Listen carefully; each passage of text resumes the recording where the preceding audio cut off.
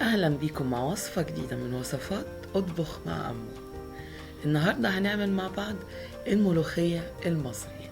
الملوخية دي نبتة مصرية قديمة.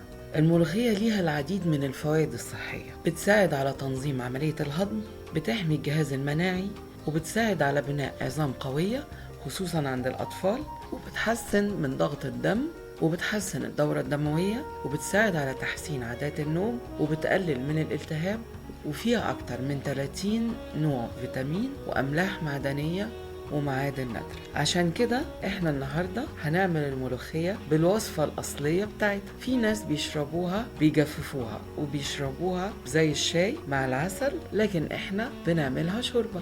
هوريكم النهاردة ازاي بنعملها. الملوخية احنا بنعملها على شوربة، ممكن تبقى شوربة فراخ أو شوربة لحمة، وفي ناس بتعملها بمية من غير شوربة وبتزود الطماطم شوية. أنا النهاردة هعملها بشوربة لحم. أنا هنا بستعمل لحمة بتلو، ما بتاخدش وقت أبدا في السلق، وبتبقى الشوربة بتاعتها خفيفة. بحتاج كمية من المية،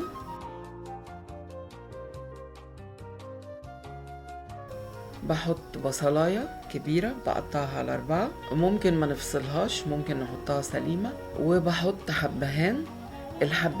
الحبهان البذور بتاعته هي اللي بتبقى فيها الريحة العطرية، فبفتحه أحسن. وبحط ملح وفلفل أسود حسب الرغبة، وطماطم مبشورة بحطها تغلي على النار. وبعد ما تغلي بحط اللحمة، برجع اللحمة تاني على النار تستوي على نار متوسطة. بتاخد تقريبا من نص ساعة لساعة إلا ربع على حسب نوع اللحمة. بعد كده بصفي اللحمة وكل المكونات من الشوربة. ده الملوخية. احنا دلوقتي في الشتاء فالملوخية مش متوفرة الخضرة، فبستعمل ملوخية مجمدة. الملوخية بنخرجها من الفريزر قبلها تقريبا بساعة لحد ما تفك. بحط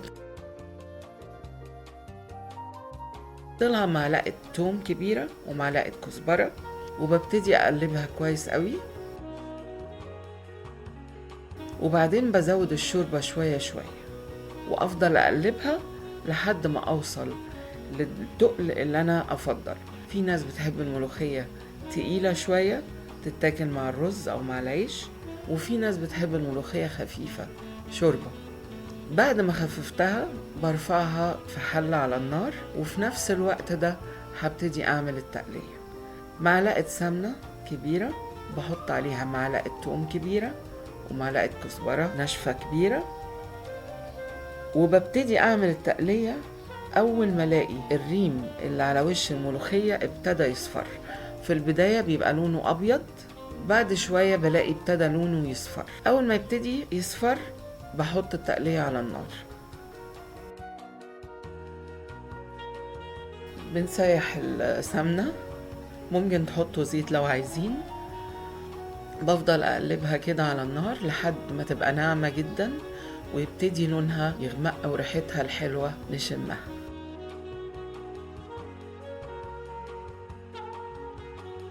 بعد كده بنحطها على الملوخية، وبعدين بناخد كبشتين كده من الملوخية نغسل بيها الطاسة. معرفش ليه بس هم أهالينا بيعملوا كده بس يمكن عشان ما نسيبش ولا نقطة من التقلية، لأنها بتبقى طعمها حلو قوي وبتدي الملوخية ريحة جميلة جدا. في ناس ما بتعملش تقلية بس بتاكلها ني في ني، بتحط التوم والكزبرة نيين من غير ما يتحمروا. بعد ما خلاص غليت شوية بنطفي عليها، بنغطيها شوية، يعني بنسيبها 10 دقايق كده قبل ما نبتدي ناكلها. الملوخية احنا ممكن تتاكل بالعيش، ممكن تتشرب كده شوربة، او تتاكل مع الرز بالشعرية. اللحمة انا بحمرها في شوية زيت صغيرين، ممكن ما تحمروهاش حسب الرغبة، او تدهنوها زبدة ودخلوها الفرن. بنديها بس لون، بتبقى طعمها حلو قوي. بس خلاص، وبنقدمها مع الرز بالشعرية. لو عايزين وصفة الرز بالشعرية هحطها لكم في الوصف تحت، وبالهنا والشفا. لو عجبتكم وصفتي النهاردة ما تنسوش شير للفيديو ولايك وسبسكرايب عشان يوصلكم كل جديد من قناتي. ولو ليكم أي اقتراحات أو طلبات خاصة اكتبولي في التعليقات تحت الفيديو. جربوها وإن شاء الله هتعجبكم، وأشوفكم في وصفة جديدة. باي.